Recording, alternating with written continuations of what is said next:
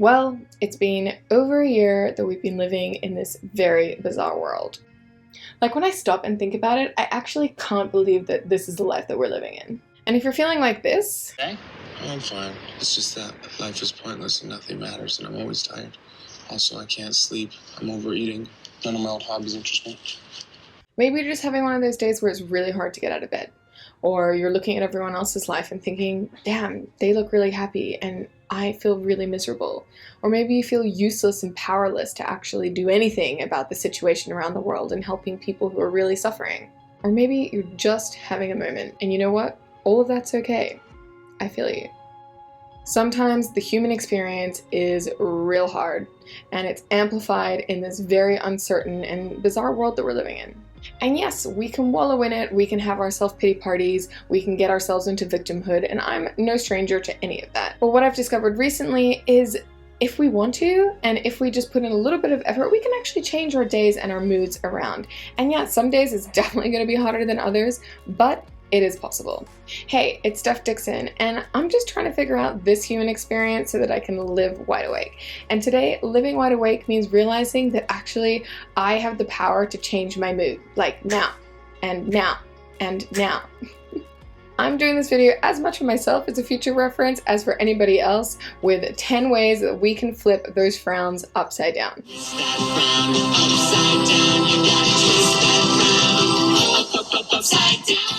Number 1, laugh and love yourself. So this is one that I've been doing more and more frequently, and it's definitely one of the hotter ones to start with. However, once you break the ice, it really does work. And that is smiling and laughing and telling yourself, I love you, in the mirror. So a couple years ago, I was going through some really dark and heavy shit, and I remember having a lot of self-sabotaging thoughts and just feeling like I was just so incompetent and just this horrible, horrible person to myself internally. And I was talking to Mommy Dixon, and she told me to do this exercise where I said I love you in the mirror to myself 10 times or until I laughed. And it is literally the last thing that I wanted to do. I felt no love and compassion towards myself, and it was so difficult, but I trust her and I trust her exercises, so I did it. And after a couple times of saying it, I burst out laughing, and I just looked at myself and was like, you know what, we're in this together, and I better learn to like you, and I better learn to love and appreciate you, or this is gonna suck.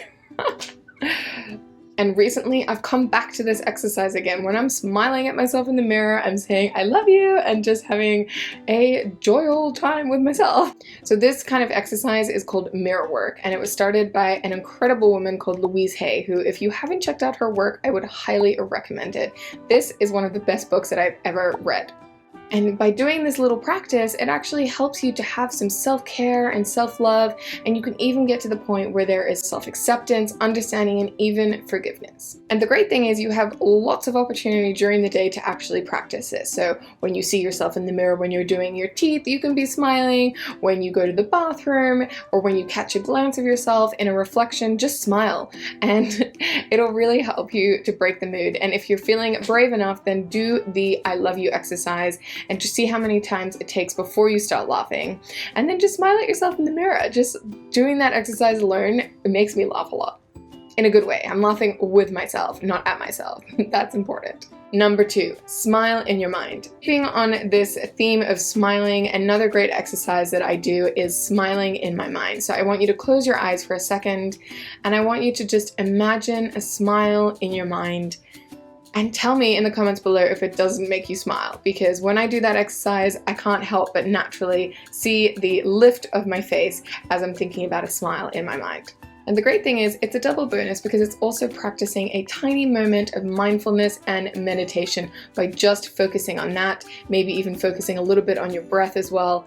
And yeah, that can just shift a little bit of something inside of you. So this little exercise is one that I got from a guy called Sam Harris. Now, I've tried a lot of different meditation apps over the years and different ways of meditating, and I have never been able to do it consistently.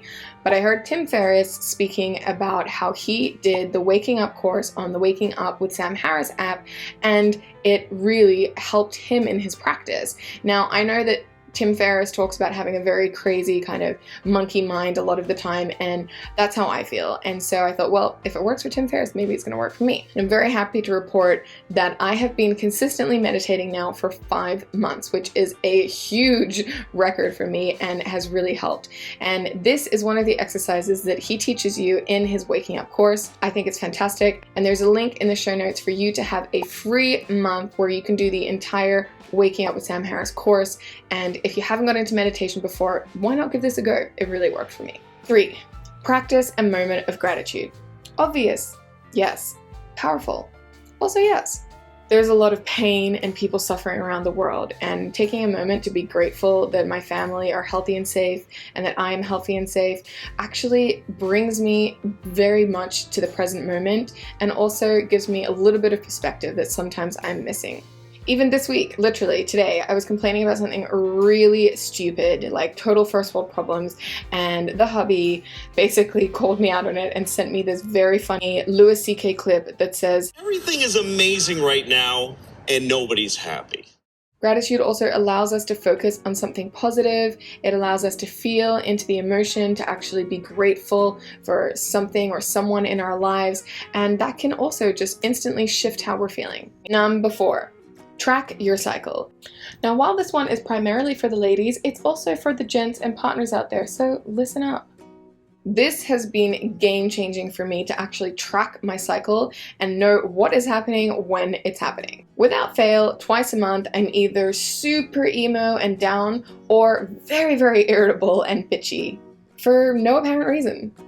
On my irritable days, the hubby literally can't do anything right. I'm trying to pick a fight left, right, and center, and yeah, it's pretty bad. Then I'll sometimes be like, wait, surely it's not that time already.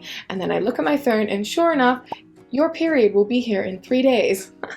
Okay, well, there you go. PMS. And I tell the hubby, yeah, my period's coming in 3 days.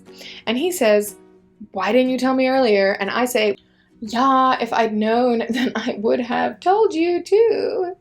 At least we know in that moment, it's just that day of the month, and okay, it just gives us a little bit of acceptance, a little bit more compassion, and then I understand why I'm so irritated and remember that my husband is amazing, and yeah, it's actually just my hormones, not what he's doing. So yeah, knowledge is power for you and your partner. Number 5, pillow talk. Sometimes I just need to talk it out with my pillow. And when I say talk, I actually mean scream really, really loudly until I can't scream anymore. Sounds weird, but sometimes you just gotta let that built up anger and sadness go. And one of the most cathartic ways to do is to scream into your mattress or pillow. This is another beauty from Louise. And yeah, what often happens is I scream so much I end up crying, and then afterwards I can sit there and be like, yeah, that was great. And smile and feel like I've shifted that anger out. It's no longer bubbling up and sad, it is gone.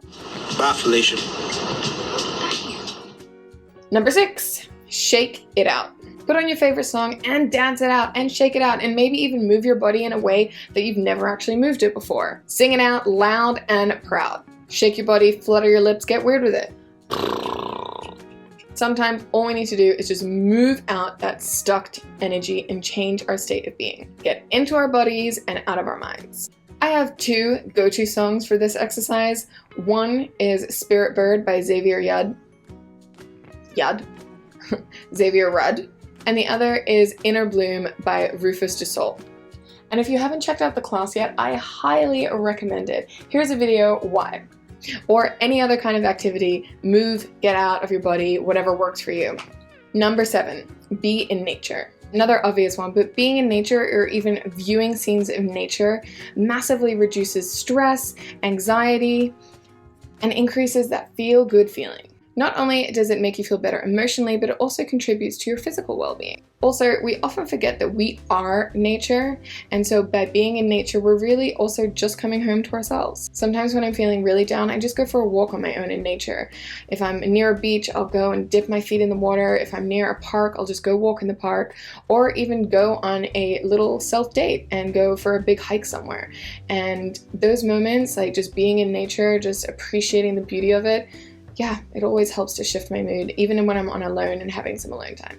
According to this nature study, we need around 120 minutes or 2 hours a week in nature. So no matter how busy you are, you can find 2 hours or pockets of 15 minutes here and there to make up 2 hours a week for your mental and physical well-being. Number 8. Watching the sunset or sunrise. Now, this is kind of like the nature thing, but you're actually more sedentary. And honestly, watching sunsets is one of my favorite things to do in the entire world. I just love the fact that every night it's a completely different canvas, whether there's clouds or it's been gray or it's been raining. Sometimes you get rainbows, and it's just a reminder of how incredible life is and the fact that things are always moving and changing, and that there's going to be a new day tomorrow where we can begin again. Right now, I'm not able to watch the sunset every night, but when I'm on holiday, I literally plan my holiday around it. Number 9, indulge in laughter. Laughter can be the best medicine and one of the quickest ways for us to rebalance our mind and body. Laughter enhances your intake of oxygen-rich air, it stimulates your heart, lungs, and muscles, and increases the endorphins that are released by your brain that can kill stress, which is why I think I enjoy laughing with myself in the mirror so much.